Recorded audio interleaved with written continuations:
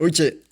Donc là, on passe au Tractatus. Alors moi, j'adore ce livre, mais c'est soit vous trouvez que c'est le pire livre de philosophie, soit vous adorez. Donc je sais que tout le monde n'aime pas. Et là, il y a un énorme disclaimer au début du chapitre, mais je suis obligé de le mettre, qui est que en fait, c'est impossible de bien expliquer le Tractatus et de le faire de façon pédagogique. Pourquoi? Parce que comme tout se répond, en fait, on peut pas l'exposer de façon linéaire parce que comme tout se répond et souvent l'explication, même des propositions qui sont au début, ben, en fait, ça vient que à la fin. En fait, il n'y a pas de bon ordre. Et du coup, bah, mon cours là sur le Tractatus, il est en deux parties.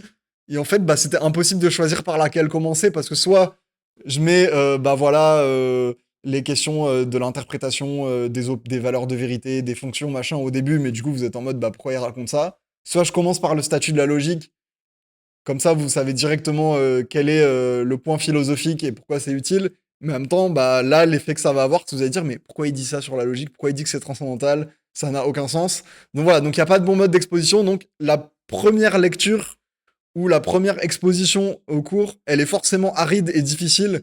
Parce qu'en fait, le Tractatus, c'est un texte, sans la vision d'ensemble, c'est incompréhensible. Et de toute façon, dites-vous que le Tractatus, enfin, je veux dire, quand il est sorti, enfin, personne comprenait et il était tellement désespéré qu'il l'a envoyé à Frege et Russell en espérant qu'ils comprennent. Et eux-mêmes n'ont pas compris, donc il a dû faire des cours particuliers à Russell, ce qui est en grande partie dû au fait que c'est un livre dans lequel aucun des concepts n'est défini. C'est-à-dire que ça commence, les faits, les images. Si tu veux une définition de fait ou image, bah elle n'y est pas. Donc juste, voilà. Alors, bon, j'exagère. En vérité, mon avis personnel, c'est que c'est un livre extrêmement simple et je dis pas ça en mode pour dire ah les gens qui comprennent pas ils sont bêtes. C'est juste, en fait, faut pas trop se prendre la tête. Le propos du livre du Tractatus est très simple. Faut juste être très premier degré et pas trop gratter. En fait, c'est assez intuitif. Et bon, après, il y a des conflits d'interprétation sur des points, notamment la fin, où on sait pas trop ce qu'il veut dire, tout ce qui est à partir de la partie 6. Mais voilà, c'est quand même un texte très clair et on comprend bien pourquoi il veut dire ce qu'il dit. Et voilà, donc vous prenez pas la tête. Moi, je pense que c'est pas si dur que ça. Voilà, c'est mon avis sur le Tractatus. Faut juste pas paniquer au début, mais c'est un texte de philosophie qui est très facile et il a l'avantage de faire que 70 pages et de pouvoir se relire plusieurs fois. Voilà, vous n'êtes pas obligé.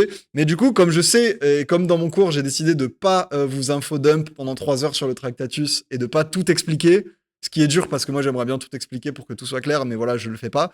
J'ai mis des références, donc il y a le livre de Mathieu Marion, voilà, qui, bon, il donne beaucoup de contexte, le livre est bien. Bon, je sais pas si ça rajoute beaucoup de choses par rapport au cours, mais voilà. Sinon, j'ai mis en 2, allez lire le Tractatus, et en 3, j'ai mis une vidéo. Franchement, je pense que c'est une des meilleures vidéos explicatives sur YouTube sur un livre de philo. Je pense qu'on peut pas faire un meilleur cours sur le Tractatus. Elle est excellente. Elle fait 3 heures, mais en 3 heures, tu regardes la vidéo, t'as compris le Tractatus. Voilà, c'est un cours très généreux où la personne veut vraiment faire comprendre aux gens le sens du texte. C'est vraiment pris la tête pour essayer de tout comprendre. Donc c'est génial, voilà. Je peux que vous conseiller, il y a des dessins, il y a un petit personnage d'animé en bas, voilà, c'est sympa, c'est agréable. Si vous avez 3 heures, ou même si vous allez marcher, bah vous mettez ça en fond sonore comme un podcast. Alors il y a des images, donc c'est mieux de l'avoir sous les yeux, mais voilà. Si vous allez à la salle de sport sur l'écran tactile du tapis, vous mettez la vidéo 3 heures de Wittgenstein, voilà. Excellente vidéo, moi je pense que c'est même mieux que ce que j'ai fait en cours. Mais voilà. Mais en même temps, je vais pas faire 300 pages sur le Tractatus. Donc voilà. Mais c'est un texte très facile. Ok, là il y a deux citations en ouverture. Donc 6.13, la logique n'est pas une théorie, mais l'image en miroir du monde, la logique est transcendantale. Là, bon, ok, soit. Bon, c'est un peu l'effet que font toutes les phrases du Tractatus, mais ça va faire sens. Mon idée, c'est que cette phrase, en fait, le chapitre est une explication de cette phrase-là. Enfin, de ces deux phrases-là. Donc, tranquille. Non, il y en a trois. Non, il y en a deux. Et ensuite, 5.4, il devient manifeste ici qu'il n'y a pas d'objet logique, de constante logique, entre parenthèses, au sens de Frege et de Russell. Là, pareil, je vais l'expliquer. Mais pour l'instant, je vais juste exposer la manière dont Wittgenstein voit la logique et l'explication de pourquoi il pense ça. Elle viendra après. Mais en fait, c'est très très simple. Retenez simplement que si on veut pouvoir parler du monde et parler en termes de faits ou d'état de fait, bah, il faut qu'il y ait une manière de les exprimer qui ne fasse pas écran à ces faits eux-mêmes, à ces états de faits eux-mêmes.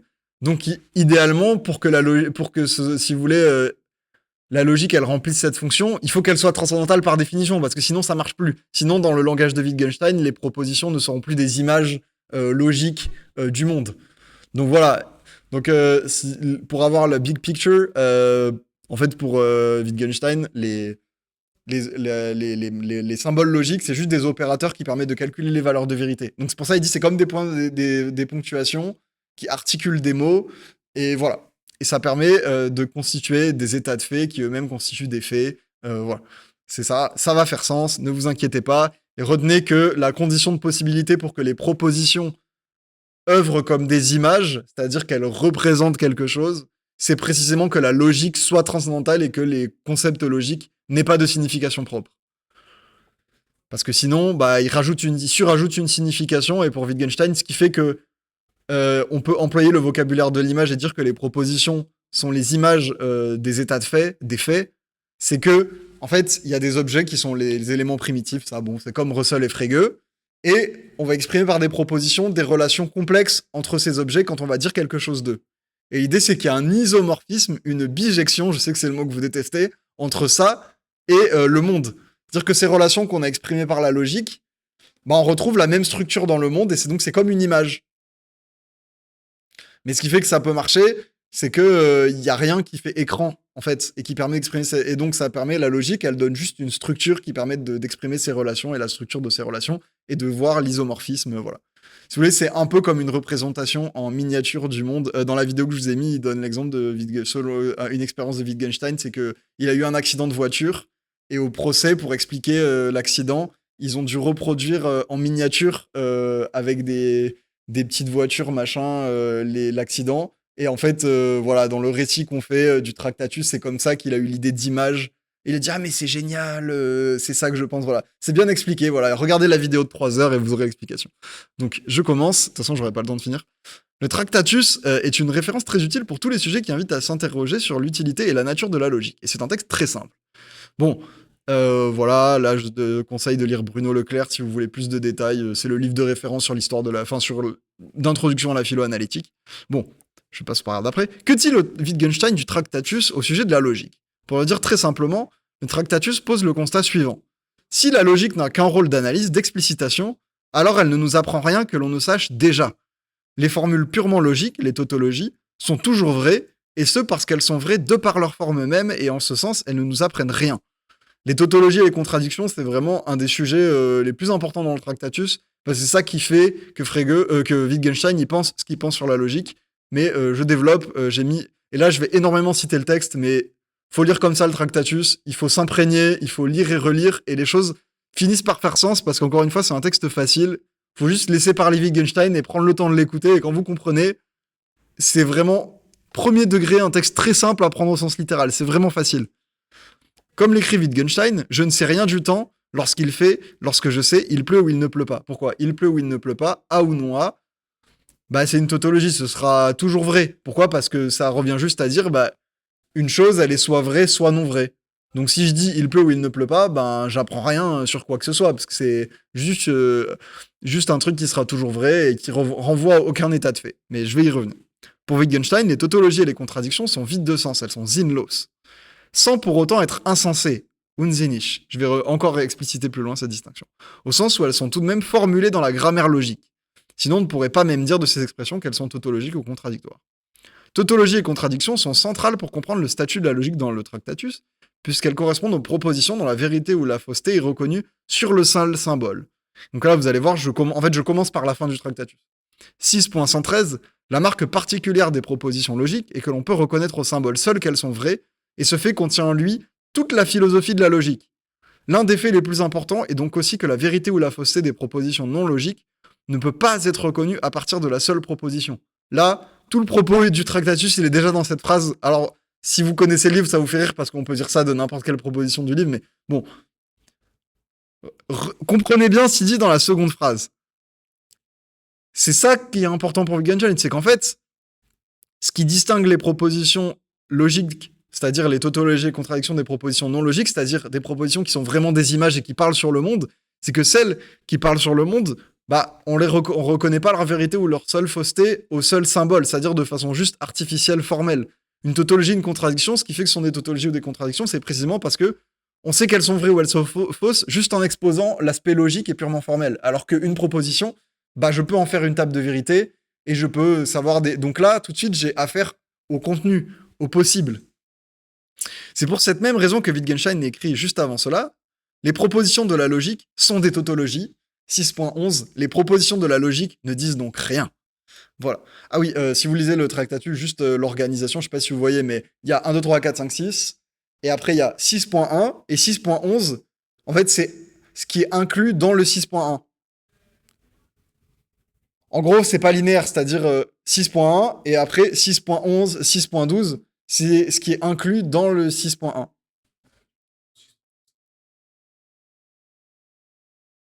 Voilà, c'est ça. Mais du coup, 6.1 et 6.2, c'est des catégories du 6, mais qui se disusent pas les unes des autres. T'as 6.1, et après, tout ce qu'il y a 6.11, 6.12, c'est ce qui se déduit de 6.1. Pareil, très bien expliqué dans la vidéo incroyable, mais voilà.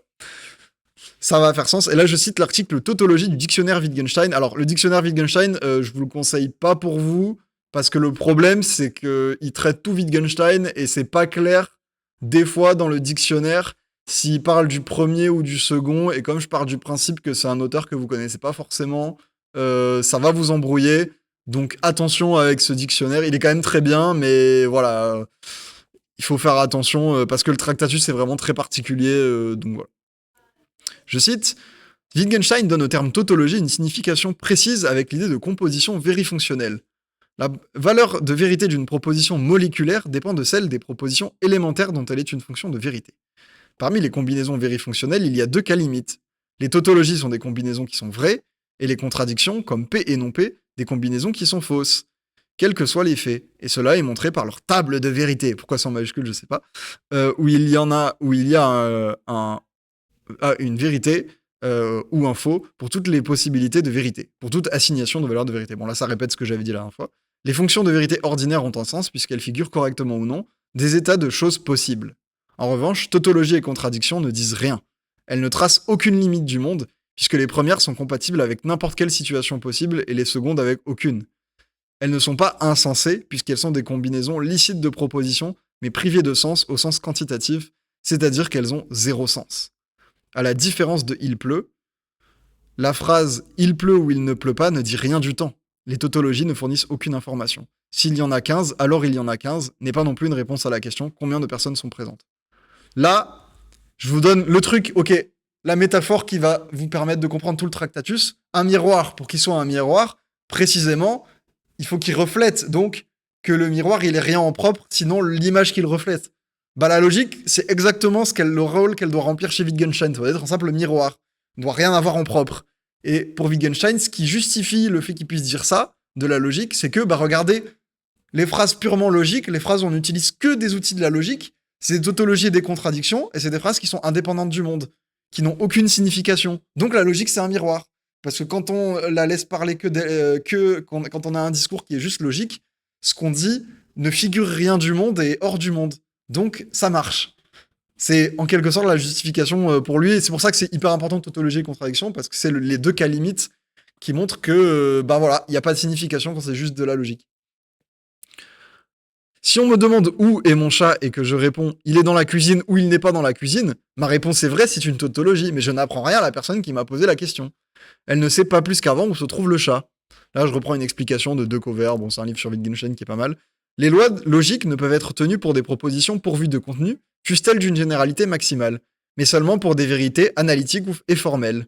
La logique comme discipline n'étudie par des objets déterminés, le vrai, le faux, les constantes logiques, qu'il s'agirait d'aborder de la manière dont les sciences de la nature rendent compte des phénomènes.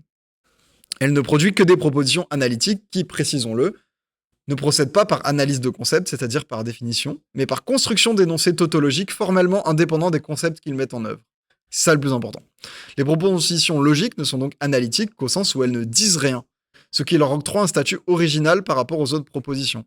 Leur première caractéristique essentielle réside dans la vérité inconditionnelle qui s'avère intimement liée à l'absence de contenu.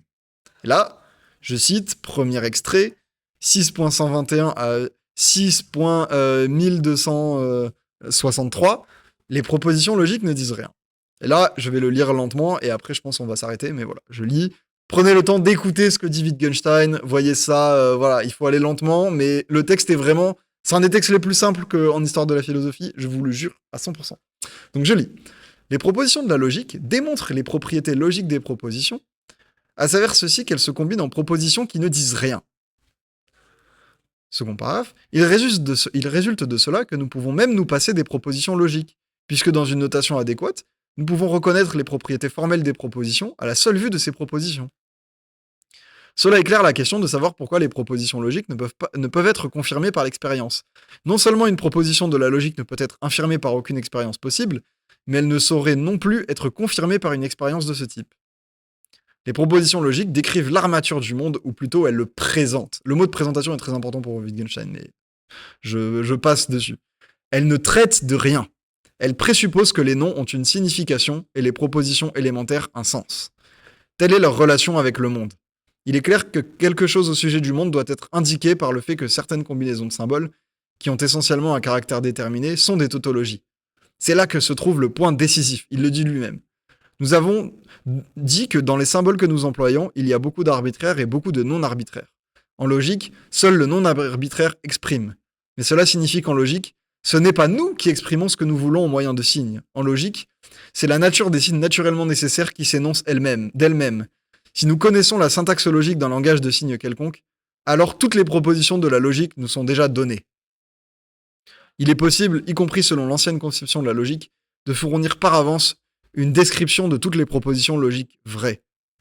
C'est pourquoi également il ne peut jamais y avoir de surprise en logique. Phrase très importante. Il ne peut jamais y avoir de surprise en logique. En logique, processus et résultats sont équivalents. Voilà pourquoi il n'y a pas de surprise.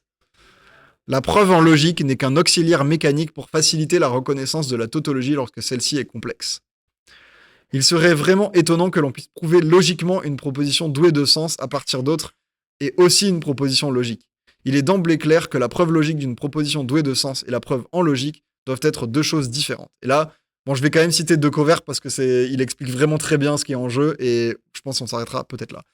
Ce qui distingue la tautologie de la proposition ordinaire est alors non seulement l'absence de contenu, la vérité inconditionnelle, mais surtout une forme spécifique de vérification.